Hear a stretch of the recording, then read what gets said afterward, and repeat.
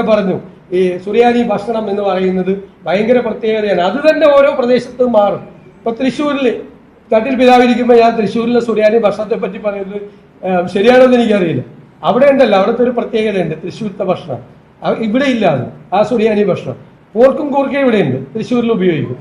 പക്ഷേ ഇല്ല, കോഴിയും കുമ്പളങ്ങ ഇവിടെ ഉണ്ട്. തൃശ്ശൂരുണ്ട് കോഴിയും കുമ്പളങ്ങ. ഇതവരോട് ചോദിച്ചു നോക്ക്. എറണാകുളത്തില്ല, പാലായിലില്ല, അങ്കമാലിയിലില്ല, ചങ്ങനാശ്ശേരിയിലില്ല. കോഴിയും കുമ്പളങ്ങയും സുറിയാനി ഭക്ഷണമാണ് തൃശ്ശൂരില്. ചോദിച്ചു നോക്കിയോ. കോഴിയും കുമ്പളങ്ങയും ഓർക്കും കൂർക്കയും ഇവിടെ ഉണ്ട്, കായും ബീഫും ഇവിടെ ഉണ്ട്. ഇതെല്ലാം ചെയ്യും. പിന്നെ ഒരു കാലം ഇവിടെ മീൻകറിയുണ്ട്. ഞാൻ അത്തനേഷ്യസ് തിരുവേനയും കൂടി ഇവിടെ ഇരിക്കുന്നു. അതിലെ ഈ സീറോ മലബാറുകാരുടെ മാങ്ങയിട്ട മീൻകറിയും യാക്കോബായ്ക്കാരുടെ മാങ്ങയിട്ട മീൻകറിയും തമ്മിലൊരു വ്യത്യാസമുണ്ട്. അതായത് എന്താ, സുറിയാനിക്കാരുടെ മീൻകറിയിൽ 500 പേർക്ക് ഭക്ഷണം കൊടുക്കുകയാണെങ്കിൽ ഒരു 3 കിലോ 4 കിലോ മീൻ ഇടുള്ളൂ. ഭാഗ്യം ഉണ്ടെങ്കിൽ ഒരു മുള്ളു കിട്ടും. ശരിയാണ്, ഭാഗ്യം ഉണ്ടെങ്കിൽ ഒരു മുള്ളു കിട്ടും. മാങ്ങാക്കറിയാണ്, പക്ഷെ മീനിന്റെ ടേസ്റ്റ് എവിടെ ഉണ്ട്. എനിക്ക് ഭയങ്കര ഇഷ്ടമാണ് അതാണ്. പറൂര് കൊടകാവ് പള്ളിയിൽ ചെന്നാൽ പറയാം മീൻകറി എന്ന് പറയാൻ എന്നെ പ്രകോപിപ്പിക്കും, ഭക്ഷണം കഴിപ്പിക്കാൻ. അതിന് മുള്ളു കിട്ടൂല. പക്ഷെ യാഗാവക്കാരുടെ ശരിക്കും മീൻ മാങ്ങാക്കറിയാണ്, മീൻ ഇഷ്ടംപോലെ ഉണ്ടാവും. ശരിയല്ലേ? അതിന്റെ വ്യത്യാസമാണ്. ശരിയല്ലേ? ഇത് അങ്കമാലിയിൽ വരുമ്പോൾ പോർക്കിനാണ് ഇമ്പോർട്ടൻസ്. പിന്നെ അങ്ങോട്ട് പോയി കഴിയുമ്പോൾ കുടംപുളി ഇട്ട് പറ്റിച്ച മീൻകറി, അത് സുറിയാനി ഭക്ഷണമാണ്. കുടംപുളി ഇട്ട് പറ്റിച്ച മീൻകറി. ബീഫ് ഒലത്തിയത് തേങ്ങാക്കൊത്തിട്ട് ഒലത്തിയത്, കറക്റ്റ് അല്ലേ? ബീഫ് തേങ്ങാക്കൊത്തിട്ട് ഒലത്തിയത്, അതെല്ലാം സുറിയാനി ഭക്ഷണത്തിന്റെ ഏറ്റവും വലിയ പ്രത്യേകതകളാണ്. ഭയങ്കര ടേസ്റ്റി ആയിട്ടുള്ള ഐറ്റംസ് ആണ്. പിന്നെ നമ്മൾ ചങ്ങനാശ്ശേരിയും കുട്ടനാടും പോകുമ്പോൾ അത് മാറി ഡക്കായി. നമ്മളിവിടെ ഡക്കുണ്ടാക്കുന്നതും ഇപ്പൊ കിഴക്കമ്പലത്ത് ഡക്കുണ്ടാക്കുന്നതും ചങ്ങനാശ്ശേരി കുട്ടനാട് സുറിയാനിയിൽ ഡക്കുണ്ടാക്കുന്നത് 2 രീതിയിലാണ്. അവിടെ കറുത്ത കറിയാണ് ഡക്കിന്റെ. അതെന്താ? വറുത്തരച്ചിട്ടുള്ള കറി. ശരിയല്ലേ? വറുത്തരച്ചിട്ടുള്ള കറിയാണ്. ഇവിടുത്തെ കറി പാലൊഴിച്ചിട്ടുള്ള കറിയാണ്, ഇവിടുത്തെ ഡക്ക് കറി എന്ന് പറയുന്നത്. അപ്പൊ അതിൻ്റെ അകത്ത് ആ ഭക്ഷണത്തിൻ്റെതായ വ്യത്യസ്തതകളൊക്കെ ഭയങ്കര ബുക്ക് എഴുതാം.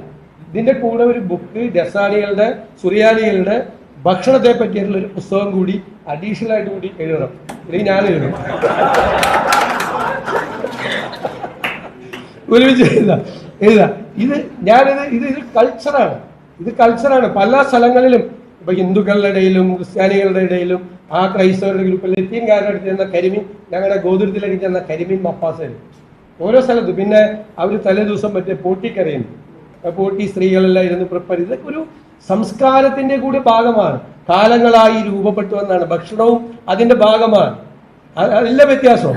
അപ്പൊ ഇതെല്ലാം ഈ കേരളത്തിന്റെ നസ്രാണി ചരിത്രത്തെക്കുറിച്ച് കൂടുതൽ പഠിക്കാൻ വേണ്ടി പ്രേരിപ്പിക്കുന്ന ഒരു പുസ്തകം കൂടിയാണ്. എപ്പോഴും നമ്മൾ ചരിത്ര പുസ്തകങ്ങൾ നമ്മളെ ഇൻസ്പയർ ചെയ്യണം, കൂടുതൽ പഠിക്കാൻ, കൂടുതൽ മനസ്സിലാക്കാൻ, നമുക്ക് അറിയാൻ പാടില്ലാത്ത കാര്യങ്ങൾ അന്വേഷിച്ചു പോകാൻ. ഇപ്പോ അഗസ്റ്റിൻ സാറുണ്ട്, മരിച്ചുപോയി അദ്ദേഹം. തിരുവനന്തപുരത്ത് ലൈബ്രറിയൻ ആയിരുന്നു. അദ്ദേഹത്തിന്റെ ഏറ്റവും ക്രൈസ്തവ സഭാചരിത്രത്തെക്കുറിച്ചുള്ള ഏറ്റവും ലേറ്റസ്റ്റ് പുസ്തകം an outline history of churches in Kerala എന്ന് പറയുന്ന അതിമനോഹരമായ ഒരു പുസ്തകമാണ്. നിങ്ങളെല്ലാം വായിക്കേണ്ടതാണ്, ക്രൈസ്തവരെല്ലാവരും വായിക്കേണ്ട ഒരു പുസ്തകമാണ്. കേരളത്തിലെ ക്രൈസ്തവ സഭാചരിത്രത്തെക്കുറിച്ചും വിവിധ ഡിനോമിനേഷൻ. എനിക്ക് എന്തെങ്കിലും ഡൗട്ട് വന്നാൽ ഞാൻ അപ്പോഴാണ് അതിലാണ് നോക്കുന്നത്, ഓരോന്നിനെ പറ്റി. കേരളത്തിലേക്ക് കടന്നു വന്ന ഓരോരുത്തരും, ഇപ്പോ കത്തോലിക്ക മിഷണറിമാരാണെങ്കിലും അതുപോലെ പ്രൊട്ടസ്റ്റന്റ് മിഷണറിമാരാണെങ്കിലും ഈ കേരളത്തെ ഇന്ന് കാണുന്ന കേരളമായി രൂപപ്പെടുത്തിയെടുത്തതിൽ വലിയ പങ്ക് വഹിച്ചിട്ടുള്ളവരാണ്.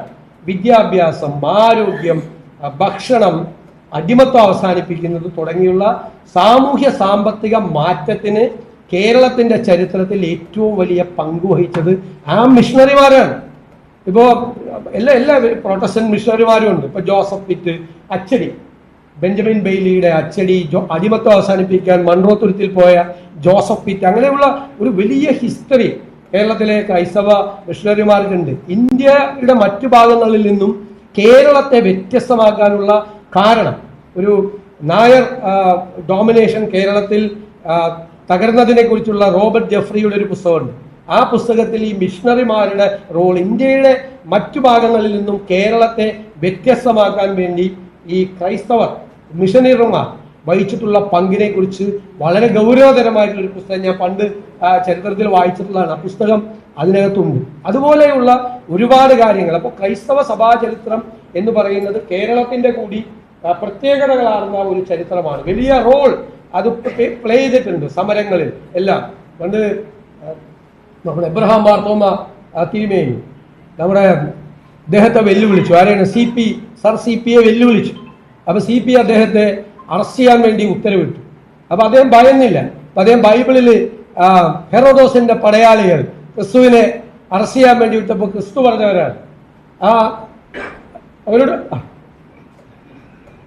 പോയി പറഞ്ഞേക്ക്, ഞാൻ നാളെയും മറ്റന്നാളും ശുശ്രൂഷയുമായി ഇവിടെ ഉണ്ട് എന്ന് പറഞ്ഞേക്കാൻ ആ കുറുക്കന്മാരോട് പോയി പറഞ്ഞേക്കാനാണ് പറഞ്ഞത്. അത് തന്നെയാണ് എബ്രഹാം മാർത്തോമ മെത്രാപ്പൊലീത്ത പറഞ്ഞത്. അതായത് ആ ബൈബിളിലെ ഭരണകൂടത്തോട് പോരാടി, അല്ലെ? ക്രിസ്തുവും ഭരണകൂടത്തോടാണ് പോരാടിയത്. ചുങ്കക്കാരോട്, പലിശക്കാരോട്. ഇപ്പൊ രണ്ട് മുഖമുണ്ട്, അല്ലെ? നമ്മുടെ കാരുണ്യത്തിന്റെ, സ്നേഹത്തിന്റെ, പാരസ്പര്യത്തിന്റെ മുഖവും അനീതികളോട് വിട്ടുവീഴ്ചയില്ലാത്ത നിലപാടും. ഈ രണ്ട് ഫേസും ഉണ്ട്. അത് എല്ലാം ക്രൈസ്തവ കൾച്ചറിന്റെ, ഇതിനകത്ത് കൾച്ചറിനെ കുറിച്ചാണ്, അതിന്റെ ഭാഗമാണ്.